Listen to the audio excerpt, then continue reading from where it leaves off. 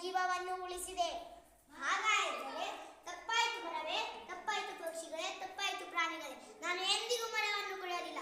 ಎಲ್ಲಿ ಖಾಲಿ ಜಾಗ ಇರುತ್ತೋ ಅಲ್ಲಿ 1000 ಮರಗಳನ್ನು ಬೆಳೆಸುತ್ತೇನೆ ಎಂದು ಹೇಳಿ ಮಾನವ ಮನೆಗೆ ಹೊರಟನು. ಮರ ಬೆಳೆಸಿ, ಪ್ರಾಣಿ ಬೆಳೆಸಿ, ಮರ ಗಿಡ ಬೆಳೆಸಿ, ಪ್ರಾಣಿ ಬೆಳೆಸಿ, ಮರ ಗಿಡ ಬೆಳೆಸಿ, ಪ್ರಾಣಿ ಬೆಳೆಸಿ. ಓಕೆ, ಜೈ ಹಿಂದ್.